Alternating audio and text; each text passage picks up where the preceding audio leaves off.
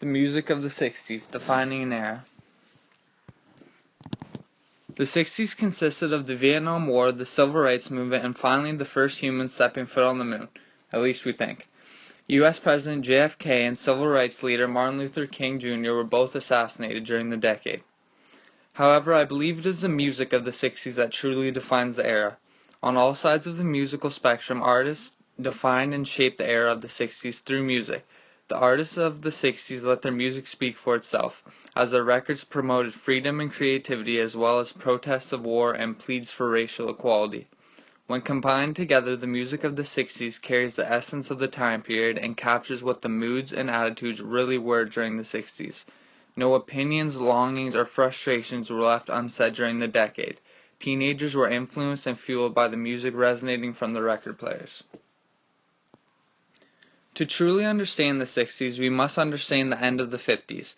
Artists who were all the rage in the 50s, such as Elvis, Jerry Lee Lewis, and Chuck Berry, became less prominent icons to youth as the 60s began. This created the perfect conditions for a pop explosion to happen. It was time for a new wave of music to take the charts. A new decade had begun, and many artists were ready to fill the void that had been left by the great artists of the 50s. A spark from Liverpool. In 1961, a record store manager named Brian Epstein stumbled upon a band performing at a small club in Liverpool, England known as The Cavern. The band consisted of 4 members, Paul McCartney, John Lennon, George Harrison, and Ringo Starr. They called themselves the Beatles. Brian Epstein immediately realized the band had potential to be great and signed them to his record label. Beatlemania. Beatlemania is a term that originated and was coined during the early 1960s to describe the intense fan frenzy directed towards the Beatles. By 1965, the band had took a stronghold on the Billboard Top 100 chart with singles such as Help, I Want to Hold Your Hand, and Twist and Shout. The group's popularity officially took flight after a performance at the London Palladium on October 13, 1963, where the band was smothered by a mob of screaming girls as they left the venue. From that day forward, the Beatles' influence continued to grow rapidly. In January 1964, the Beatles stepped foot on U.S. soil for the first time. During their time in the U.S., the group appeared on the Ed Sullivan Show. A record-setting 73 million people tuned in that evening, and as the Beatles' performance was televised live, people all over the world were obsessed with the Beatles, and it is said that in today's society it would be impossible for a band to become as popular as they were. Fun fact, the Beatles actually once received backlash from religious groups throughout the world after frontman John Lennon stated that the Beatles were more popular than Jesus. The Beatles influenced youth with their ideas and practices of freedom, creativity, and drugs. The Beatles' music became an escape for the teens of the 60s. Their songs empowered the youth and made them feel free. The music spoke to the teens in ways nothing else could. Parents during the decade held the Beatles accountable for teenagers' experimentation with drugs. Hit songs such as With a Little Help from My Friends and Lucy in the Sky with Diamonds made reference to drug use explicitly.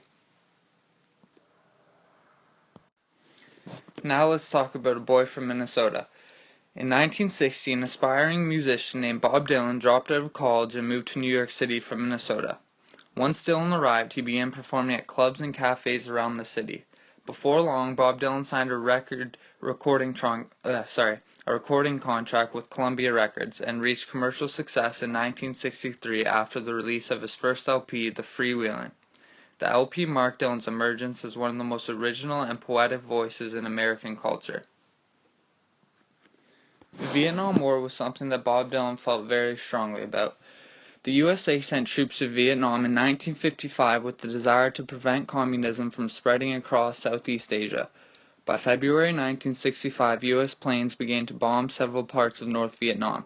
Outspoken liberals and students then began to oppose the occurrence of the war and protested. By November 1967, American troop strength in Vietnam was approaching 500,000, and U.S. casualties had reached 15,000 killed and 100,000 wounded. As many as 40,000 young men were called into service each month, adding fuel to the fire of the anti-war movement. During the 60s, Bob Dylan stood out against many artists who were against the war and created a spark of his own among the protesters. Dylan made it very clear through his music he was strongly opposed to the war. The anti-war movement lived and breathed Dylan's music regarding the war and played songs such as With God on Our Side, Chimes of Freedom, and The Times They Are A-Changin' at the rallies and demonstrations. Perhaps one of Dylan's most powerful anti-war tracks came in the form of a song called Masters of War, which consisted of raw and emotional lyrics aimed at the government. You fasten the triggers for others to set fire, then you sit back and watch, when the death count gets higher. You hide in your mansion as young people's blood flows out of their bodies and is buried in the mud. During the ballad, Dylan ridicules the wealthy and powerful who supported the war and sent thousands of young people to be slaughtered, while they relaxed far away from the danger. Dylan's relentless lyrics became unison with the frustrations of the youthful protesters, and his songs became anthems for the groups. Now let's talk about Motown. A man named Berry Gordy started the record company in Detroit on an $800 family loan. In a short period of time, Motown Records' popularity increased and amazing black talents were signed, such as Otis Redding, James Brown, Aretha Franklin, and Stevie Wonder, among many others. The label's music became very influential on the masses and supported the civil rights movement indefinitely.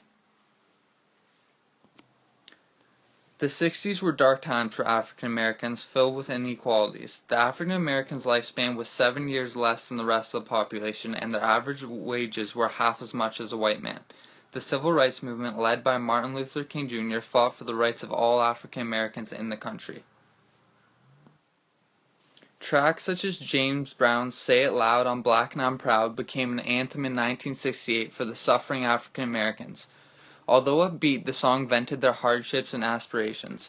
The artists of Motown gave hope to their listeners and proclaimed that they would stand proud against the injustices in place against them.